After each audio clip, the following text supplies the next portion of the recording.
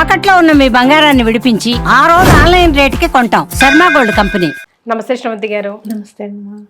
రథ సప్తమి సూర్యుడిని కంప్లీట్గా ఆరాధించే రోజు, చాలా చాలా ప్రాముఖ్యమైన రోజుగా చెప్తున్నారు.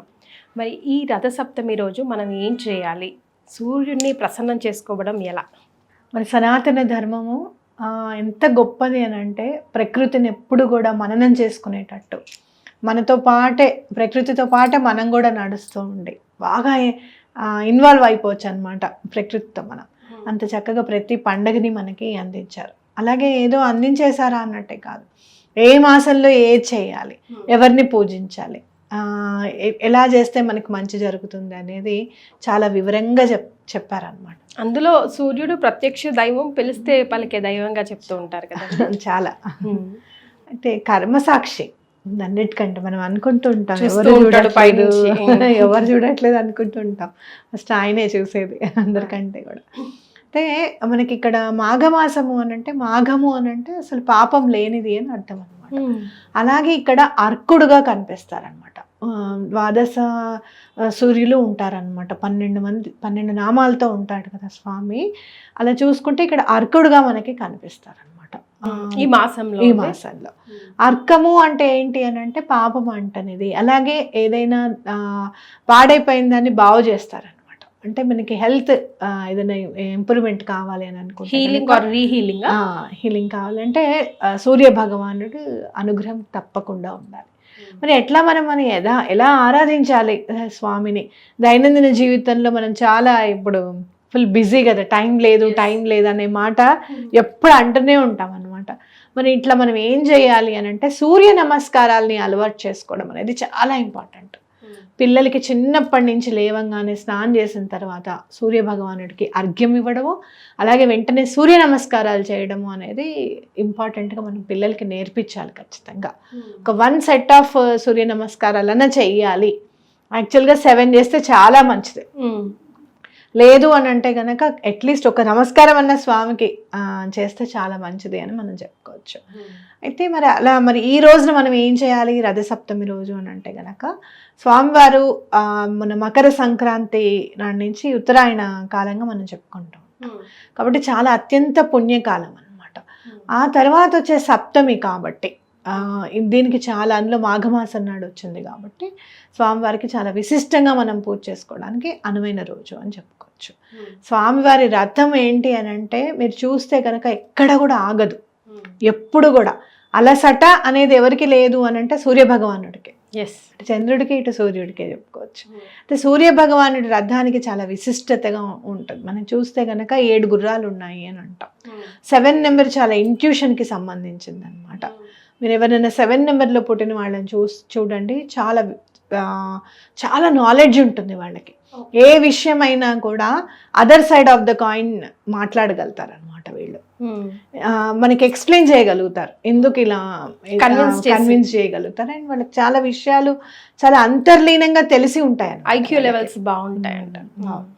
అయితే మీరు చూస్తే కనుక అట్లా 7 గుర్రాల మీద స్వామివారు ఎప్పుడు కూడా స్వామివారు పయనిస్తూనే ఉంటారు. ఇక్కడ అలుపు సలుపు ఉండదు. ఆయన మన పని అయిపోయినట్టే, ఆయన అలసిపోయాడంటే ఒక్క దగ్గర స్టాప్ అవుతే ఇంకో దగ్గర అంతే. కాబట్టి అలా సెట్ అవుతారు. అంటే మనకి ఇప్పుడు రథాన్ని మనం చక్కగా ముందు అసలు పొద్దున్నే లేచి రథం ముగ్గేసుకోవాలి. ఇంటి ముందు ఖచ్చితంగా స్వామివారిని మనం ఆహ్వానం చేసినట్టు. మా ఇంటి పైన కూడా ఒక్కసారి నీ కరుణా కృపా కటాక్షాలు ప్రసరింపజేయ స్వామి అని చెప్పి స్వామివారిని అడగడం. అలాగే స్వామివారికి మనము బంగారం రథం కానీ వెండి రథం కానీ సమర్పించాలి అని ఉంటుందన్నమాట. అలా అందరం చేయలేం కాబట్టి అక్కడ కూడా మళ్ళీ ప్రకృతినే మనం ఆశ్రయిస్తాం. ఏం చేస్తాము, చిక్కుడుకాయలతో రథాన్ని తయారు చేస్తాం అన్నమాట. చక్కగా చిక్కుడుకాయలతో రథాన్ని తయారు చేసి ఆవు పిడకలతో మంటని జ్వాలను ప్రజ్వలింపజేసి దాని మీద చక్కగా కుండతో మనం కనుక ఆవు పాలతో పరవాణం వండుకొని స్వామివారికి నైవేద్యం పెడితే ఎలాంటి అనారోగ్యమైనా కూడా దరి చేరదు మనకి. ముఖ్యంగా చిక్కుడు ఆకుల్లో పెట్టాలంటారు కదా, చిక్కుడు ఆకుల్లో నైవేద్యం పెట్టాలి. అలాగే మీరు తలస్నానం చేసేటప్పుడు కూడా జిల్లేడాకులను రేగిపళ్ళు పెట్టుకుని తలస్నానం చేస్తారు. ఎవరైనా ఏజ్ వాళ్ళైనా కూడా ఆరోగ్యాన్ని ప్రసరింపజేస్తాయి అని ఖచ్చితంగా చెప్పుకోవచ్చు. మీరు అందులో అర్కము అని జిల్లేడాకుల్ని కూడా అంటాం మనం. సంస్కృతంలో అర్కము అంటే జిల్లేడాకులు కదా వస్తాయి అన్నమాట. కాబట్టి అట్లా మనం స్వామివారికి చక్కగా ఈ కాస్త చేసుకుంటే చాలు. ఇదంతా చేయడానికి ఎంత టైం పడుతుంది మనకి? 1.5 hours పడుతుంది అంతే, అవునా కాదా?